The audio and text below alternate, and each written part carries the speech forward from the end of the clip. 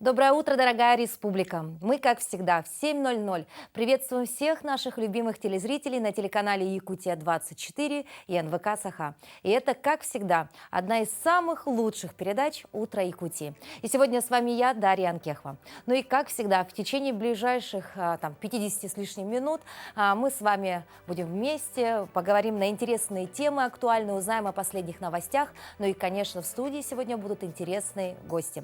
Но я думаю, не будем вас томить уже и приступим. Ну и, конечно, очень интересно, какая же погода у нас за окном.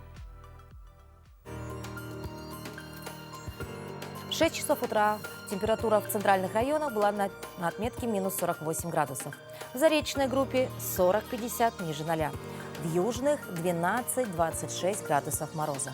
В Вилюйской группе до минус 29, в Нижнеленских 34-42 со знаком минус. В западных районах 13-18 ниже 0.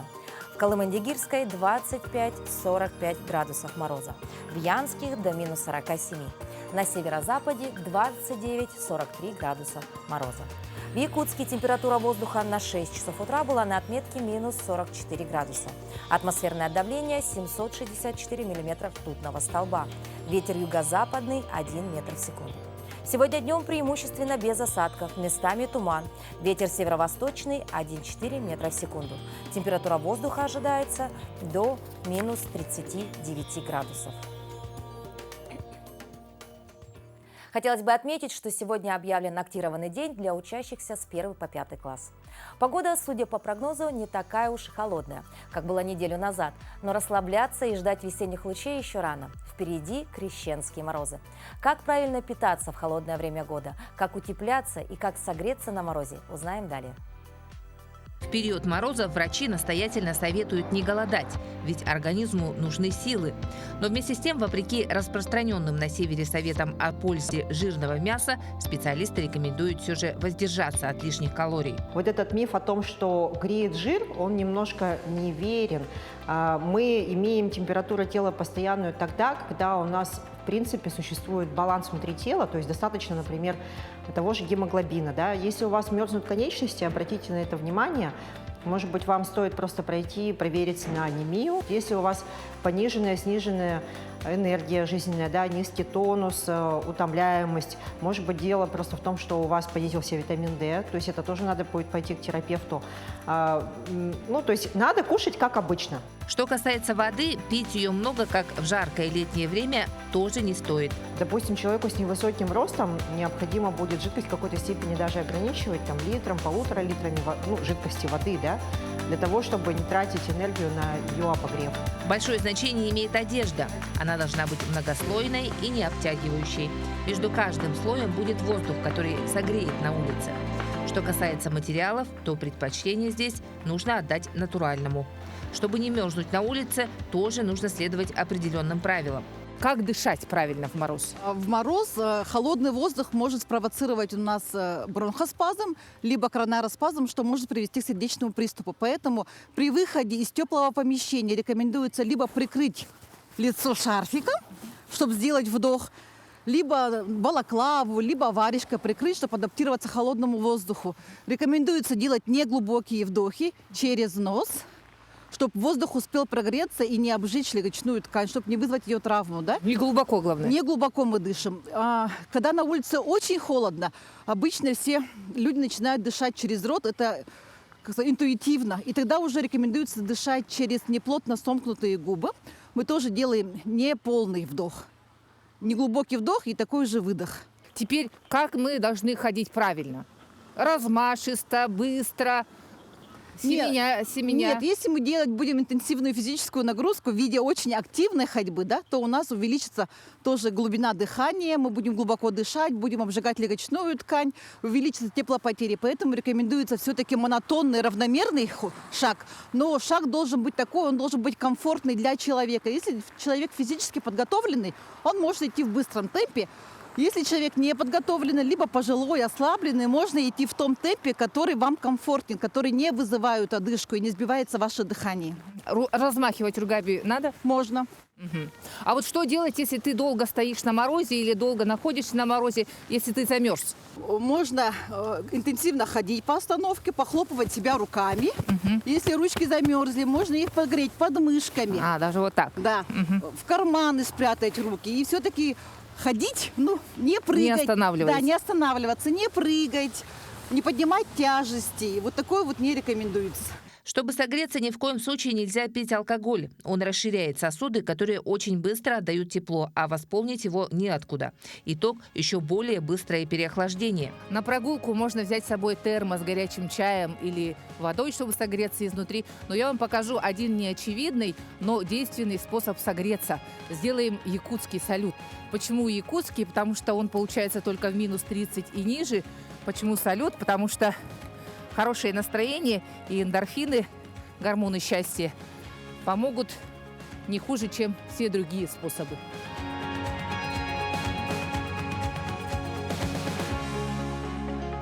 Туяра Филиппова, Георгий Григорьев, Якутск. Я надеюсь, эти полезные советы вам обязательно пригодятся. Ну а самое главное, одевайтесь потеплее. Ну и, как сказала моя коллега, заряжайтесь позитивными эмоциями. Ну а сейчас мы передаем слово нашим коллегам из информационной службы.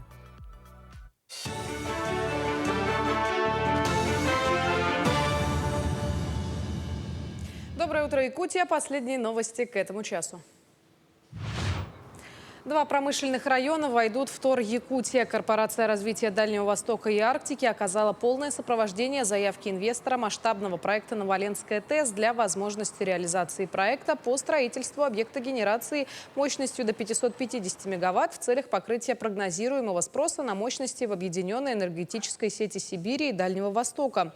Прорабатывается и проект производства гелия компании «Гелий-24 Якутия» в объеме до 500 тысяч кубометров в год за счет переработки газа на Среднебытообинском месторождении.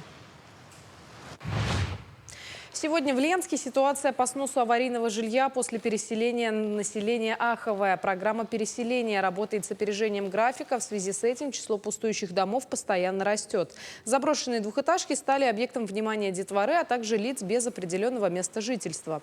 Бесконечно дома поджигаются, их разрушенный вид портит картину во всем городе. Но средств на их снос не хватает. В прошлом году из районного бюджета на эти цели было выделено 13 миллионов рублей. Сегодня в городе 65 пустующих домов, еще 32 прибавится к уже имеющимся после заселения на днях 2 девятиэтажек. И таким образом в общей сложности в городе будет 97 пустующих домов. С депутатами и районом мы, конечно, отработали, когда планировали бюджет этого года. 47 миллионов мы получим. На снос это порядка 20-22 домов. Этого, конечно, будет недостаточно, учитывая общее количество. Ну, надеемся, получится торговка, надеемся, получим еще поддержку с района, чтобы все-таки все дома в городе снести. Лучшее лечение болезни – это профилактика, не устают твердить врачи. Чем раньше получится выявить болезнь, тем больше шансов на успешное лечение. В этом очень помогает диспансеризация. Ежегодное обследование взрослого населения в возрасте от 18 до 39 лет представляет из себя бесплатные профилактические медосмотры, анализы и ряд дополнительных методов обследования для оценки состояния здоровья человека. Кроме того, в медучреждениях с 2021 года предоставляют углубленное обследование для людей, переболевших ковидом. Цель диспансеризации на раннем этапе – выявить серьезные хронические заболевания и в случае необходимости предоставить лечение. Когда мы диспансеризацию проводим по договору, это называется самое главное работающее население по возрастам, если мы находим впервые какие-нибудь серьезные заболевания, онкозаболевания, сахарный диабет или какие-нибудь такие высокий уровень холестерина, мы сразу трехдневный срок мы направляем или записываем к специалистам.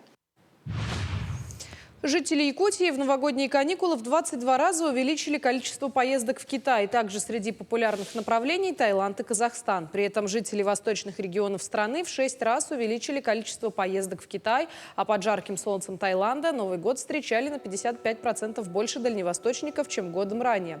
Резкий рост обусловлен тем, что в прошлом году Поднебесная открыла границы для туристов после 3 лет строгих ограничений, введенных на волне пандемии коронавируса. Значительный рост турпотока по сравнению с прошлыми новогодними каникулами показали Вьетнам, Сингапур, Япония и Шри-Ланка. 15 молодых исполнителей будут состязаться за право выйти в финал республиканского конкурса «Сулу Стар», который проводится в рамках молодежного фестиваля «Мусу Стар». Имена 5 финалистов будут известны 10 февраля. Обладатель гран-при получит денежное вознаграждение в размере 115 тысяч рублей. Отдельно будет определен победитель в номинации «Приз зрительских симпатий», который получит 57,5 тысяч рублей. Также наставник, чей подопечный станет обладателем гран-при, получает денежный приз в размере 57,5 тысяч рублей.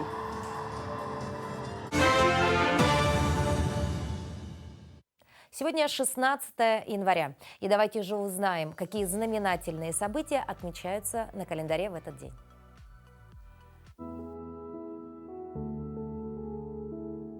На календаре 16 января. Сегодня отмечают День ледовара. По народному календарю Гордеев день. Согласно народным приметам, погода в этот день показывала, каким будет март. Кроме того, большие белые облака в небе предвещали вьюгу. События в этот день. В 27 веке до нашей эры Октавиан получил титул Августа. В 1957 году в этот день в Ливерпуле открылся клуб «Пещера», где начинали свою дорогу к славе Битлз. В 1963 году, 16 января, Никита Хрущев заявил миру о создании в Советском Союзе водородной бомбы. В этот день родились Викентий Вересаев, русский советский писатель, переводчик, Павел Нилин, советский писатель, киносценарист, и Василий Лановой, советский российский актер театра и кино, педагог, народный артист Советского Союза. Именины сегодня у Василия, Гордея и Ирины. Как уже было сказано, сегодня отмечается День ледовара. Вот мне, например, очень интересно, в чем же заключается его работа. Ни для кого не секрет, что в фигурном катании и хоккее очень важен хороший ровный лед. В первую очередь, конечно же, для скольжения. А чтобы лед в спорткомплексе Кимберлит был ровным, его заливают после каждой тренировки, после каждого массового катания. Работа ледовара начинается в этом помещении. Сначала он заправляет ледоуборочную машину горячей водой, проверяет количество топлива в баке и только потом выезжает на каток. Константин Шкамардинов – тот самый человек, который отвечает за качество льда в спорткомплексе «Кимберлит». В день он может заливать каток до 10 раз. Мужчина учился на ледовара у представителей канадской фирмы, которые занимаются производством ледоуборочных машин. Обучение длилось 1 день, остальное Константин нарабатывал практикой. Профессия ледовара требует внимательности и усидчивости. Есть свои нюансы и особенности. Хороший лед для безопасного катания, прежде всего, чтобы не было каких-то ям, не было больших порезов, чтобы лед был ровный. Вода, да, обязательно должна быть горячей, потому что горячая вода при застывании, она растапливает все ямки, неровности, и лучшее покрытие льда получается. При заливке нового льда важно избавиться от старого. Поврежденный слой снимают машиной, а дальше заливают горячей водой. В общей сложности уходит 15 минут. Заливка у нас производится постоянно каждые 1,5 часа. Мы своим льдом все равно остаемся довольны. Главное, что есть лед, а мы уже к нему подстроимся. Для фигурного катания, хоккея и шорт-трека нужен лед разной жесткости. Так как в спорткомплексе Кимберлит одна ледовая арена на всех спортсменов, ледовар делает лед средней жесткости, чтобы представители всех видов спорта остались довольны. Анна Винокурова, Александр Еремин, телеканал «Алмазный край». Все профессии важны, все профессии нужны. И у нас в гостях сегодня медицинская сестра операционного блока Ариносова Лариса. Доброе утро. Доброе утро. Действительно, ваша профессия одна из самых главных профессий в мире. Ведь лечить людей, ну, конечно, это определенная миссия, да? И сегодня мы хотели бы поговорить вообще именно о такой интересной теме, как зрение вообще, да? И вот первый вопрос у многих возникает очень часто: как связан сахарный диабет и зрение? Действительно ли отказывают зачастую в операциях, если у вас есть такой диагноз, как сахарный диабет? Да, сахарный диабет – это сейчас очень распространенное заболевание у многих. Поэтому, если у человека сахарный диабет в организме, то он идет и на глаза. Поэтому после сахарного диабета это действует на сосуды. Сосудистые заболевания как бы. Поэтому сосудистые заболевания, сосуды лопаются и кровоточат. То есть это уже стопроцентный отказ? Или есть варианты, когда с помощью прохождения каких-нибудь лечений, возможно, все-таки вам дадут положительный ответ? Нет, не отказ, потому что человеку надо лечиться, укрепить сосуды. После этого, пожалуйста. А что насчет давления? Давление тоже, это идет сосудистое, это как бы повышенное давление. Это риск, поэтому тоже нужно укреплять сосуды. Это все идет с головы, атеросклеротические заболевания, сосудистые вот эти вот, и поэтому надо укреплять. То есть можно подправить здоровье и затем прийти на операцию, правильно? А еще такой вопрос: катаракта и глаукома, да? Если все-таки ставят такой диагноз, да, то операция, говорят, может быть вообще бесполезной. Да нет, катаракты – это возрастные, помутнение хрусталика. Если удаляем хрусталик при помощи дробления ПЭК, паковой эмульсификации, то глаза встают нормально. И меняем на искусственные хрусталики. Вот это вот, убирая слой, ставим искусственные хрусталики. А глаукома – это коварная. Глаукома, она тоже как идет внутриглазное давление, повышение внутриглазного давления, поэтому он сдавливает нерв. Поэтому нужно тоже как бы лечение. Но если нужно, то на поликлинике делают прострелы лазерные. А если уже идут на операцию, то там делаем операции, склеректомии. И есть у нас эти дренажи разновидности, есть металлические, есть такие, и ставим вот дренажи. Или выпускаем склеректомию, делают маленький разрез, выпускают жидкость.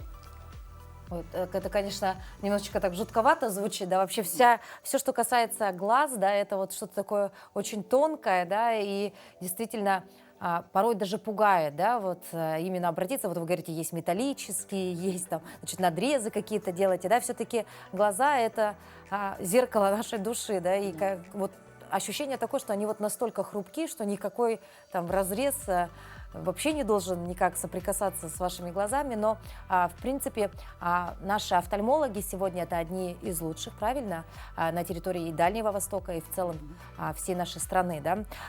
Если говорить об операциях, да, есть у нас операции платные и бесплатные, да. Почему есть такое различие? Ну, бесплатные это идут через ОМС. Ну, вот эти вот все операции, катаракты, глаукомы, отслойки, задняя витректомия, вот эти все идут у нас через бюджетные идут. А платными называются те, которые косметические. Там идут смайл, фемтолазексы, блефаропластика, которые косметические. Ну и коррекция зрения, да, вот вы сказали, да, да? Вот, это у нас платные услуги, да? Если говорить про бесплатные услуги, говорят, что есть огромные очереди, и нужно ждать этого очень долго, чуть ли не месяцы и годы, да? Это миф или это все-таки правда? Ну, очереди немножко есть, но сейчас стараемся делать, чтобы через районы, они через Медведь записываются, и у кого СВО дети, такие вот родители и так далее, которые нуждаются, они идут бесплатно, без очереди. Без очереди. Без очереди.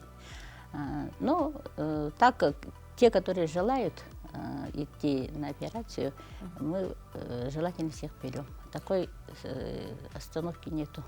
А вот на вашем опыте чаще всего с какими проблемами сегодня обращаются жители Якутии?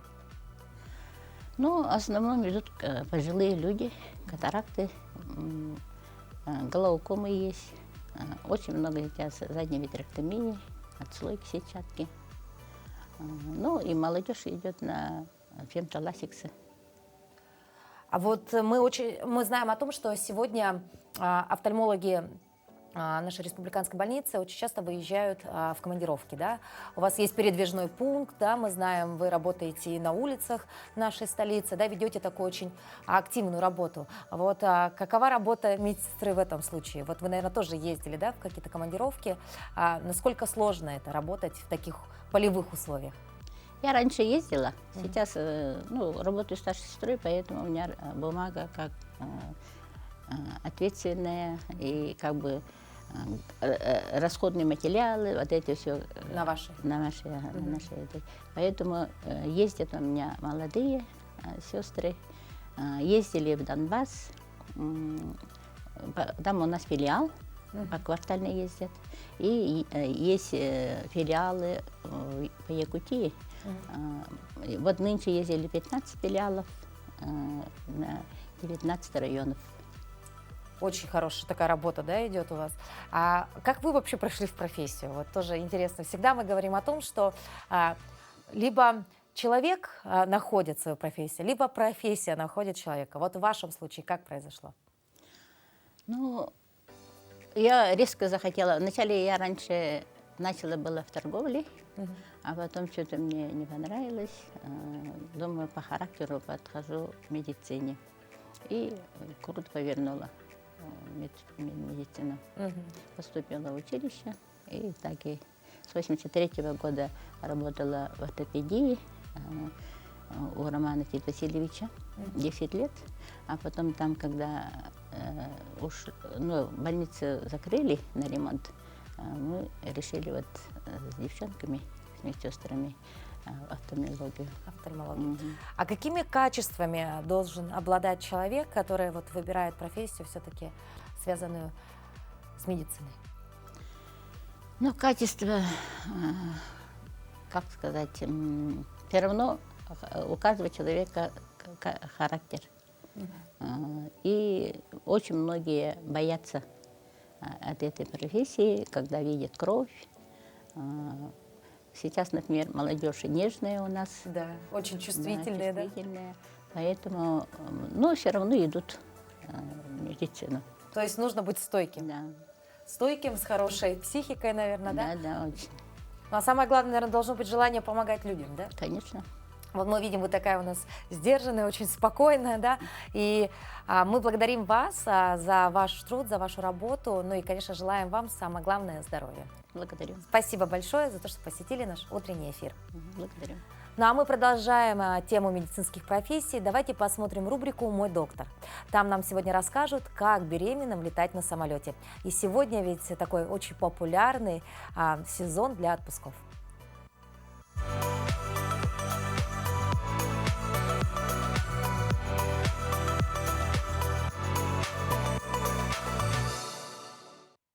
Доброе утро! Можно ли лететь беременным? На данный момент нет доказательств, что авиаперелет может увеличить риск преждевременных родов, разрыва плодных оболочек, отслойки плаценты. Однако желательно отказаться от перелета после 34-й недели при одноплодной беременности и после 32-й недели при многоплодной. Нежелательны поездки в страны, связанные с риском для здоровья.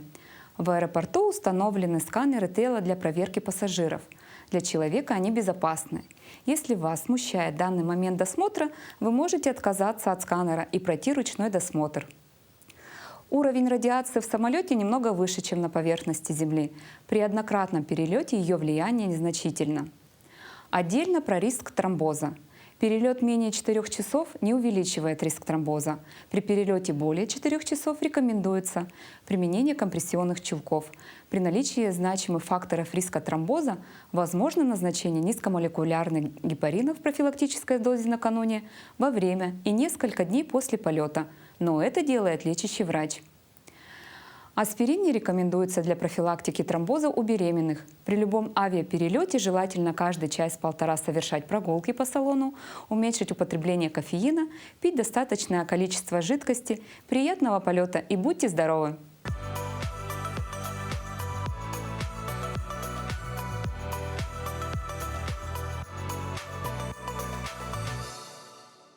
А сейчас самое время для позитивных новостей.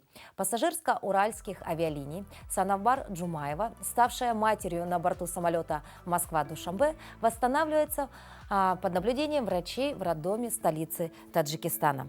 На кадрах женщина укачивает новорожденную дочь на руках, а затем следит за уснувшим ребенком в послеродовой палате. Когда самолет приземлился, все сидели на своих местах. Сначала бортпроводники авиакомпании помогли мне, а потом и другим разрешили выходить.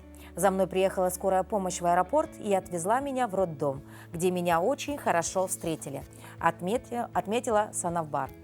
Врачи медучреждения сообщили, что здоровью молодой мамы и новорожденной девочки ничего не угрожает. Мать с ребенком чувствует себя хорошо, так как первая помощь была оказана вовремя. Никакой опасности для жизни матери и ее ребенка нет, подчеркнули медики. В среду в пресс-службе авиакомпании «Уральские авиалинии» сообщили, что пассажирка рейса, следовавшего из московского аэропорта Жуковский в Душанбе, родила на борту воздушного судна. Роды принимала оказавшаяся в самолете медсестра, которой помогали бортпроводники. За оставшееся время полета пассажиры подготовили приданое для девочки и собрали около 80 тысяч рублей в подарок матери и малышке. И у нас родился ребенок. Правда, не на борту самолета, а в роддоме Ленска. Первый ребенок в этом году Ленского района. Давайте же узнаем, какое имя дали девочке и какой же у нее рост и вес. Первым ребенком, рожденным в Ленском районе в 2024 году, стала девочка Милана. Малышка увидела свет в 20 часов 55 минут. Счастливая мама рассказала, что не могла спрогнозировать появление ребенка на свет раньше, как минимум на неделю. По словам Алены, малышка родилась здоровой. Девочка появилась на свет с большим, чем привычный вес – 4 килограмма 385 грамм и ростом 59 сантиметров. Алена чувствует себя прекрасно. О том, что ее дочь родилась первой в районе в новом году, девушка узнала сразу после родов. Поздравляю вас с рождением прекрасной дочери. Она у нас первая жительница Ленского района в этом году. Желаю, конечно же, здоровья, счастья вам и вашей семье.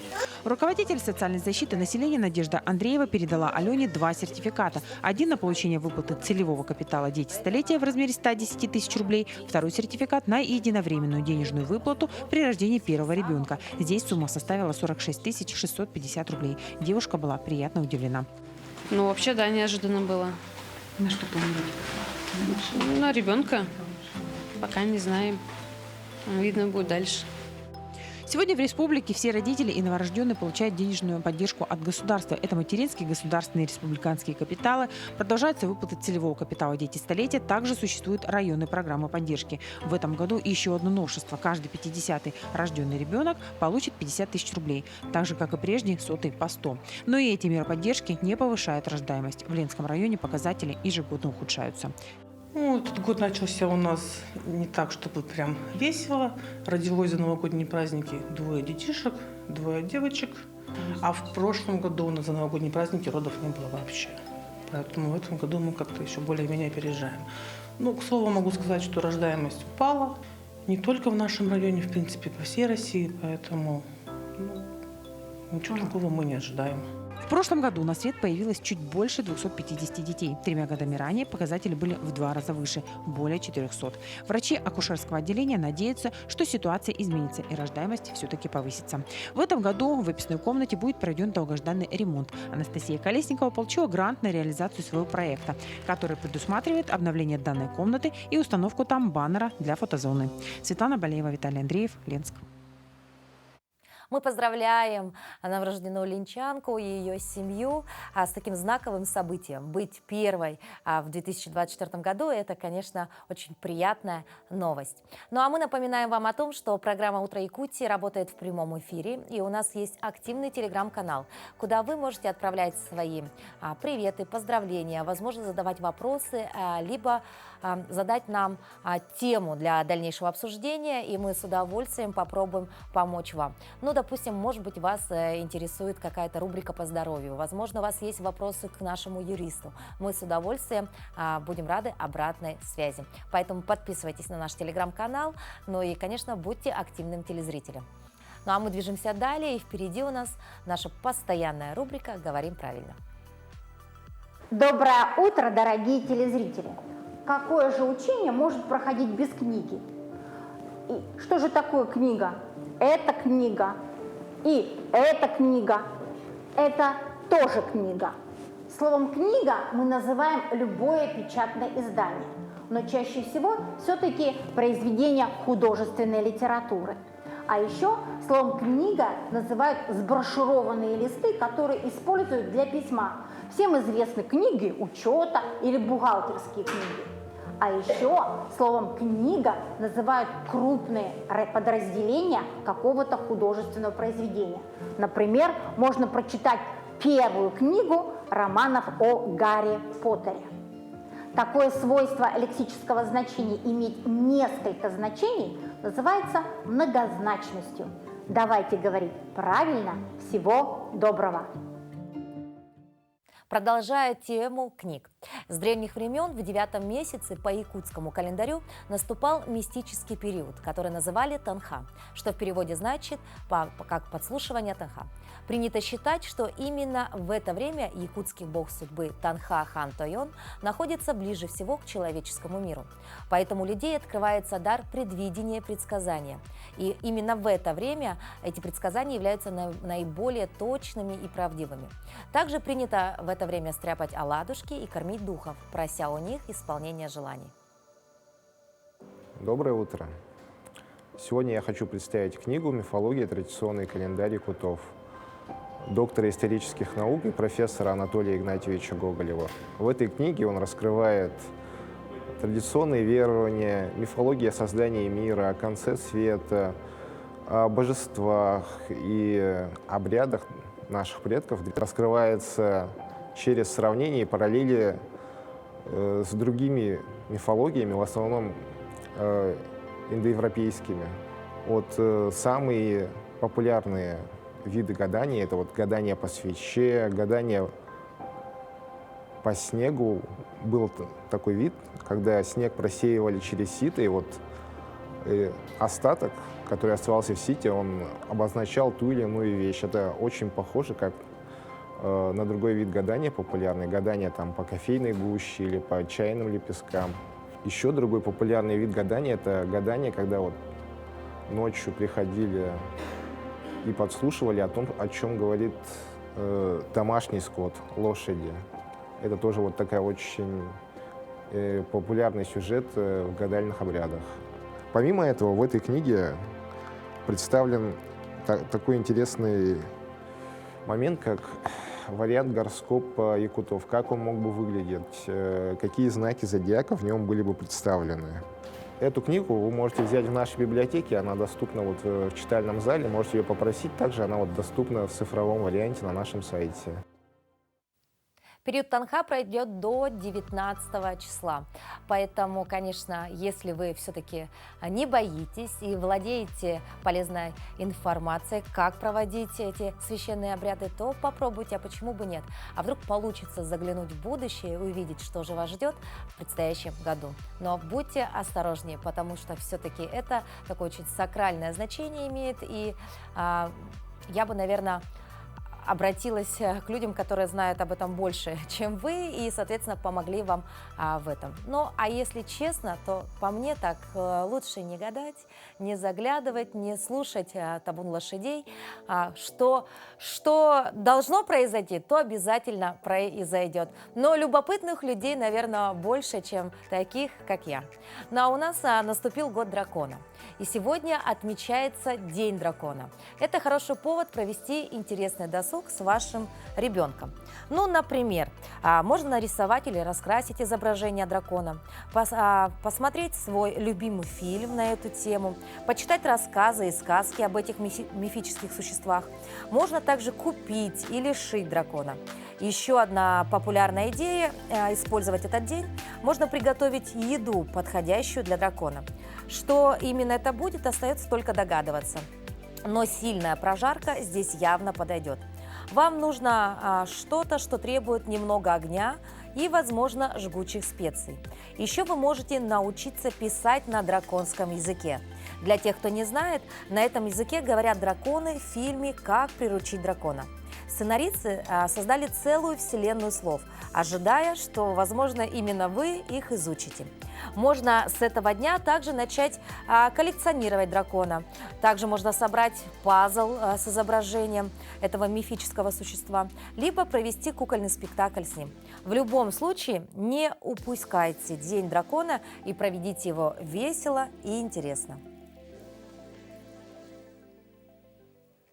Ну вот коллекционировать драконов, мне кажется, это замечательная идея. В течение всего года, я думаю, получится собрать хорошую коллекцию. Ну и все-таки надеяться на то, что символ этого года, если он будет у вас в доме в большом количестве, принесет вам только удачу и счастье.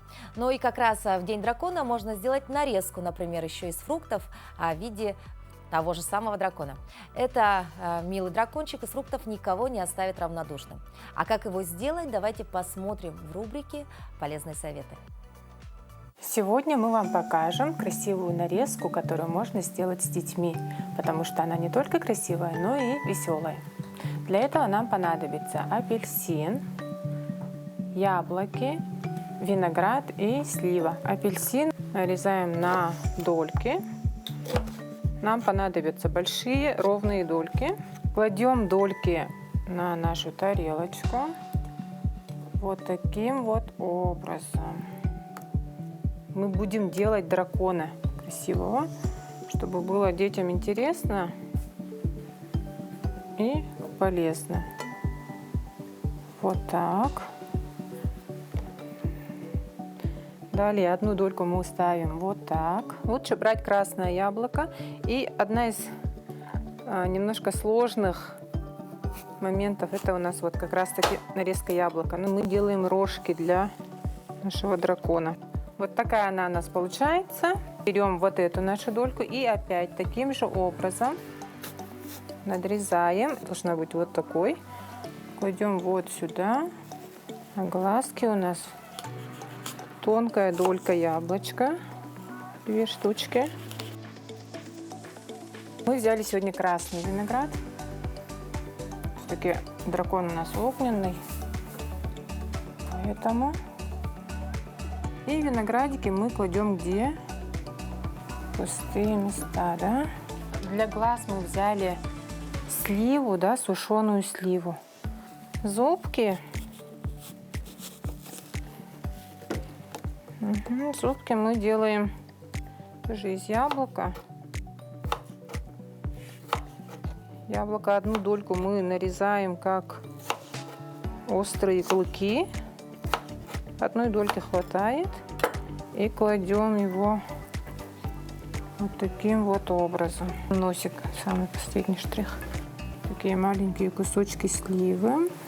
Вот такая у нас красивая, веселая нарезка получилась. Готовьте с удовольствием и радуйте своих близких.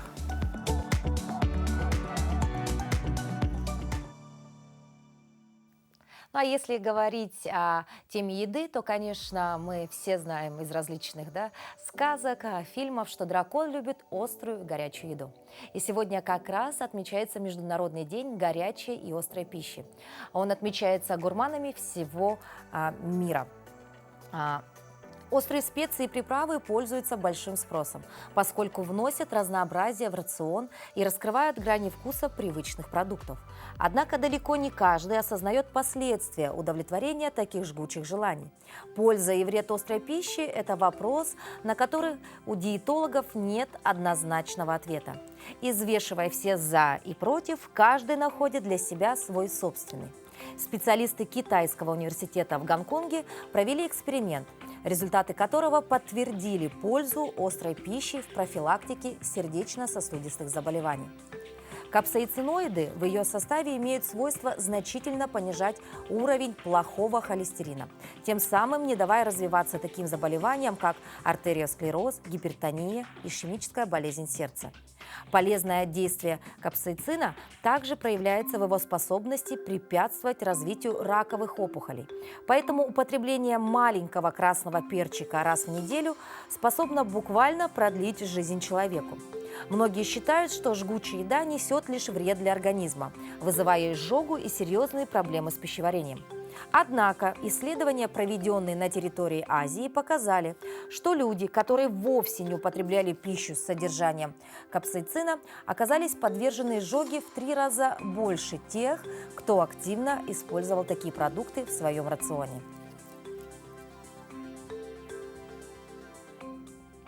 После новостей мы продолжим тему еды с врачом-эндокринологом, диетологом. Ну а сейчас передаем слово нашим коллегам из новостного отдела.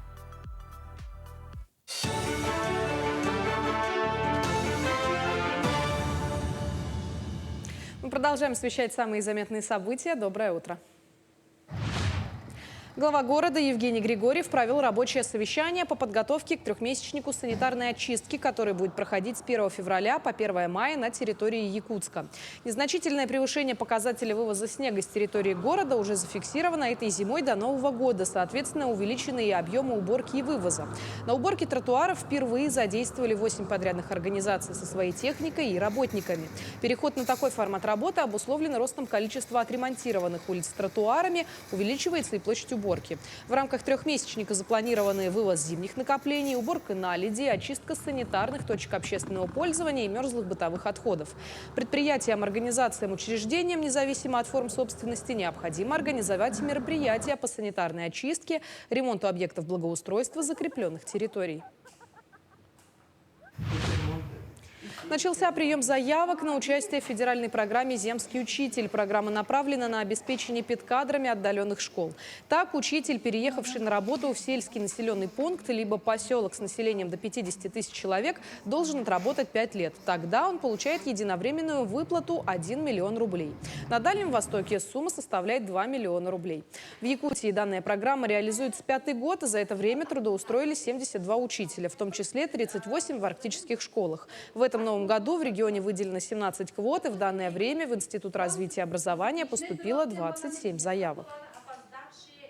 В прошлом году поступило более 100 заявок от Республики Башкортостан, Тыва, Московская область и Воронежская область. Заявки принимаются в электронном виде у регионального оператора электронной почте, или они могут принести к нам в институт, проспект Ленина 3.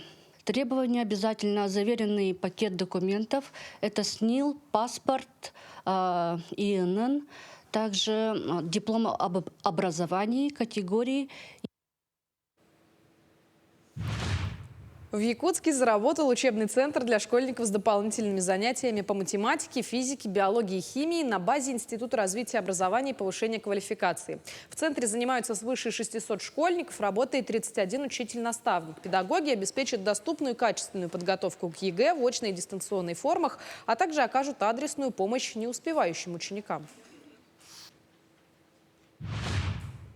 В Якутии начался прием заявок на всероссийский конкурс для детей «Сказки Арктики и Севера». Конкурс является одним из рабочих проектов сети арктических библиотек, которая начала свою работу в июне прошлого года. Участвовать в конкурсе могут дети без ограничений по географическому положению. Организационный взнос с участников не взимается. Для участия в конкурсе принимаются работы для детей и подростков, изданные не ранее 1 января 2020 года и не позднее 29 февраля 2024 на тему «Арктика глазами детей».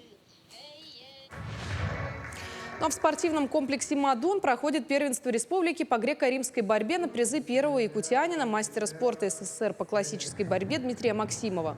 Для участия в первенстве съехались 222 участника из 17 муниципальных образований республики. По результатам первенства чемпионы будут отобраны в сборную республики для участия в 8-х международных спортивных играх «Дети Азии». Также этими соревнованиями открывается третий этап республиканской спартакиады учащихся, и медали, завоеванные на коврах, пойдут в общий зачет команд в спартакиаде. Греко-римская борьба в республике переживает второе рождение после долгого перерыва. Вот уже 9-й год соревнования по этому виду борьбы проводятся в республике, а их победители представляют Якутию на всероссийских коврах. Олимпийский вид спорта. Это очень здесь 70 субъектов России здесь работают, так что мы тоже не так уж. У нас уже по молодежке чемпион России есть. Мы сейчас по взрослым у нас один ученик, Андреев Саша, уже начинает по взрослым выступать. Вот буквально завтра, послезавтра они будут уже на России выступать.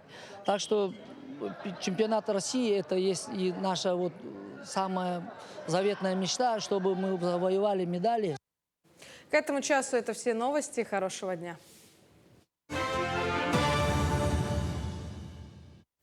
Мы благодарим наших коллег из новостного отдела и продолжим тему правильного питания. И у нас в гостях врач-эндокринолог-диетолог Елена Халимовна. Доброе утро.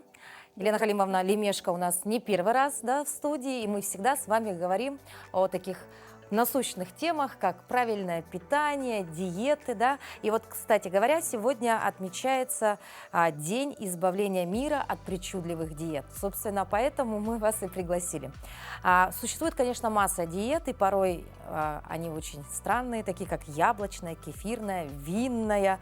Даже есть, по-моему, диета, основанная на сале, да, то есть ешь сало и худеешь. Как вы относитесь к диетам?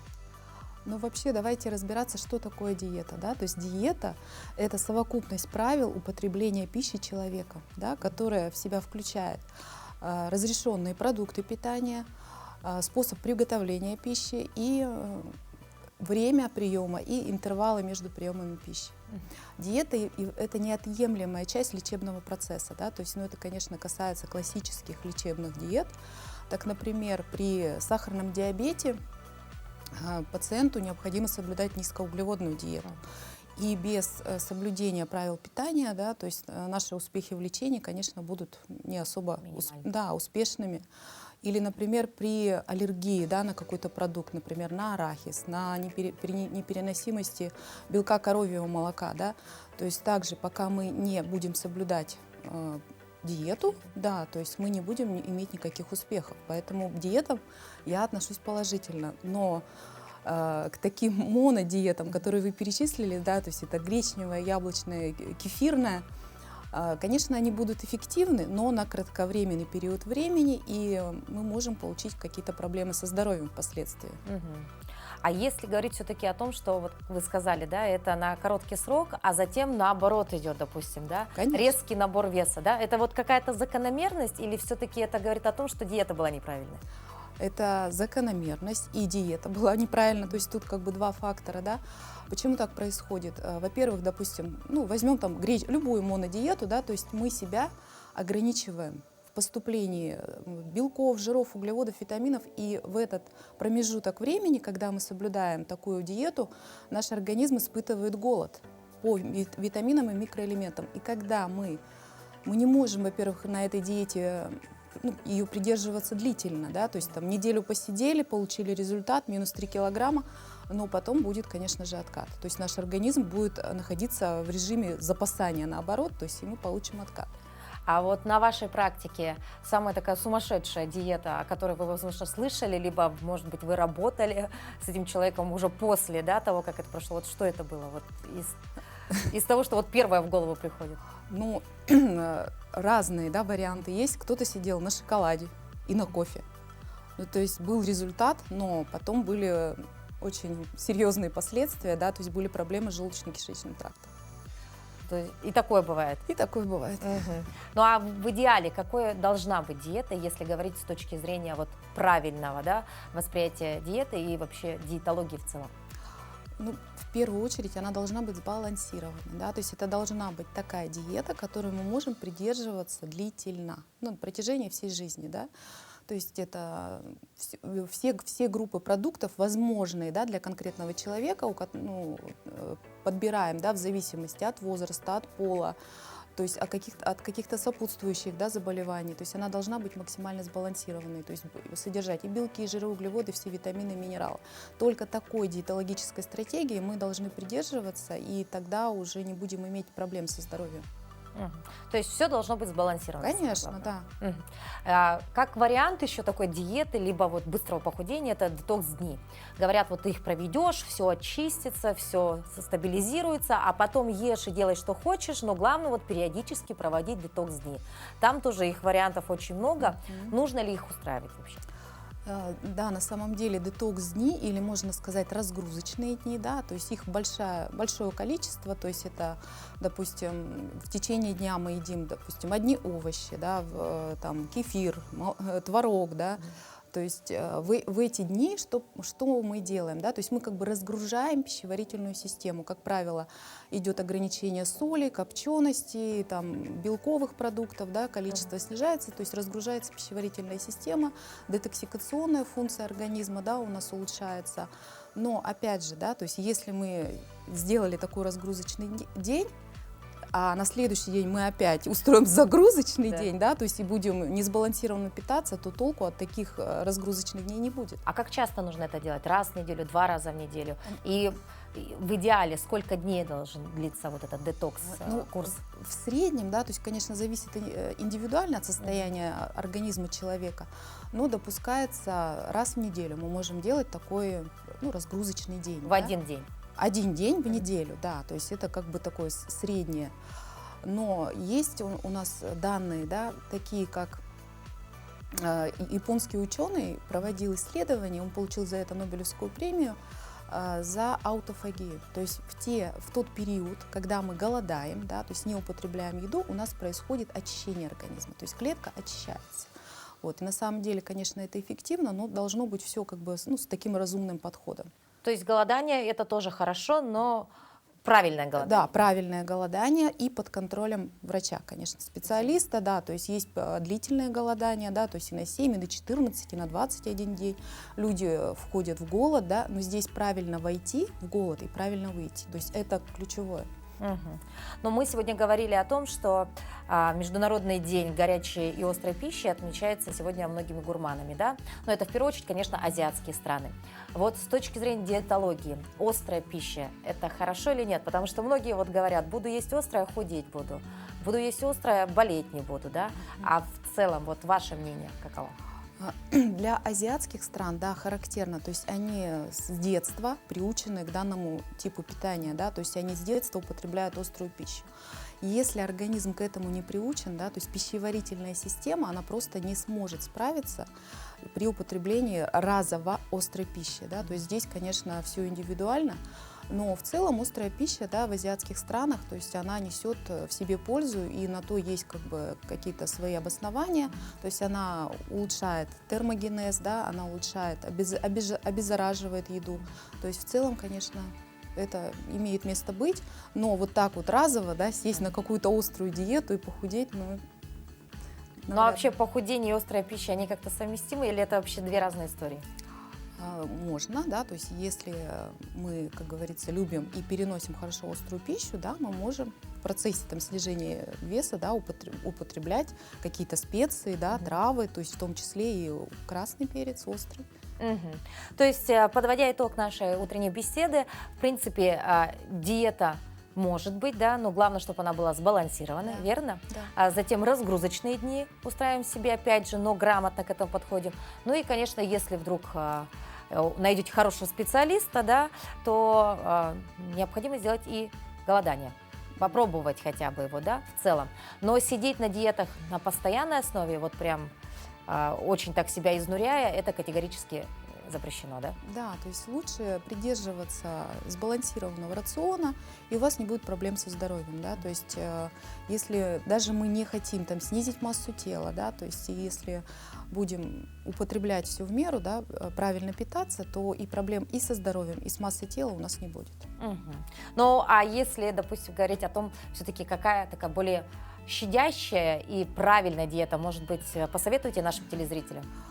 Ну, если рассматривать на долгосрочный период, это может быть среднеземноморская диета, да, то есть которая доказала исследованиями, да, то есть в плане улучшения состояния здоровья сердечно-сосудистой системы, да, то вот среднеземноморская диета, она очень подходит на долгосрочную перспективу. Вот так. То есть, дорогие друзья, берем свои гаджеты, проверяем, что же такое среднеземноморская диета, и если, конечно, есть возможности, да, попробуйте. Ну, а самое главное, вообще, как сказал наш диетолог, все должно быть в меру, да? Да. Спасибо большое, Елена Халимовна, что посетили наш эфир. Мы, конечно, дорогие друзья, напоминаем вам о том, что необходимо, конечно, беречь себя, заботиться о своем здоровье и здоровье своих близких, ну а самое главное, уделяйте этому время. То есть не надо прочитать что-то быстренько так и использовать это в своей семье. Для начала, конечно же, прочтите, обратитесь к специалистам, все проверьте, ну а потом уже